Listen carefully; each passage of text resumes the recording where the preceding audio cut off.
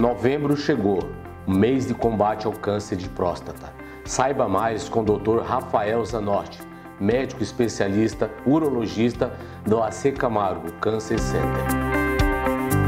Então, como eu falei, o diagnóstico ele é feito. Então, os homens que estava tudo bem na avaliação, ele não vai precisar fazer biópsia, mas no homem que você suspeita que alguma daquelas variáveis, PSA, toque ou ressonância estavam alterados, a gente vai encaminhar para fazer a biópsia, né? E a biópsia da próstata, que sim vai confirmar ou excluir o diagnóstico de tumor de próstata. Então a gente vê aqui, ó, nessa figura da esquerda da tela, são os estágios de tumor de próstata, que vão de 1 a 4. E na figura da direita, a sobrevida dos pacientes com tumor de próstata. Então a gente vê aqui em vermelho, é um paciente com estágio 1, né? A sobrevida dele é de quase 100%. Já essa linha branca é o paciente com estágio 4, que é quando aparece sintoma, que se o paciente não procurou por rotina, ele só vai descobrir com sintoma. E aí a taxa de cura é mínima, assim, a sobrevida cai aqui para 30%, 40%, né? E esse paciente do estágio 1, como que ele descobre? Ele só descobre se ele procurar ir no médico. Se ele ficar esperando alguma coisa, ele não vai descobrir. Não tem, depende de exames e de avaliações presenciais para poder descobrir um tumor no estágio precoce que tem a taxa de cura de quase 100%. Então, feito o diagnóstico, quais são as formas de tratamento, né?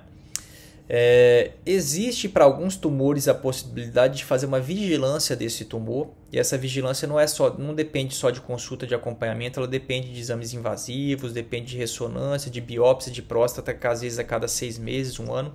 E como nós vimos, quando a gente começa a tratar sobre o assunto da biópsia, a gente está tratando já de tratamentos mais invasivos que podem levar a riscos um pouco maiores.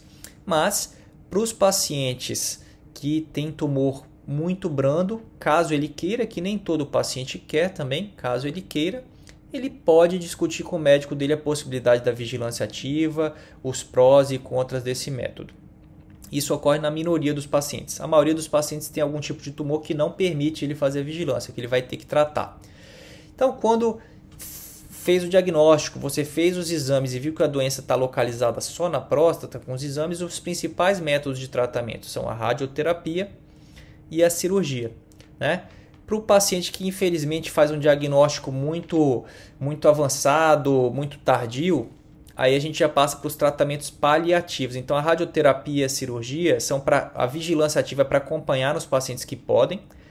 A radioterapia e a cirurgia, elas são para curar, para te extirpar o tumor, né? E para o paciente que tem um diagnóstico muito avançado, eventualmente já chega ali com a próstata, com o tumor invadindo as estruturas ao redor da próstata ou já com metástases, são os tratamentos paliativos, que é o bloqueio de testosterona, que é uma castração literalmente, né? O homem fica com a testosterona 0, né? Ou os quimioterápicos. Então, quando nós falamos sobre o tratamento, né, é importante citar que tanto o médico quanto o paciente tem 3 preocupações quando a gente fala do câncer de próstata, que é o paciente ficar curado, ele recuperar a continência de urina e ele recuperar a função erétil, né? Então esse é um desenho esquemático, obviamente no nosso corpo não está tudo bonitinho assim, é muito mais complexo, nós temos que identificar e separar as estruturas, mas aqui está representado em amarelo os nervos responsáveis pela continência de urina e em marrom claro os músculos responsáveis pela continência de urina e pela função erétil, né? Então, quando o paciente faz um diagnóstico precoce, representado aqui por essa bolinha azul, em que o tumor está somente na próstata, nós podemos remover a próstata manipulando o mínimo possível essas estruturas adjacentes. Então o paciente vai ter um impacto muito menor ou nenhum impacto nessas esferas. Obviamente eu estou falando aqui de consultas de acompanhamento, não estou falando da primeira, segunda mês após a cirurgia, né? Isso depende de consultas de acompanhamento. Mas o paciente, quando faz diagnóstico precoce, ele tem uma chance de ter um impacto mínimo ou nenhum impacto nas esferas relacionadas à qualidade de vida.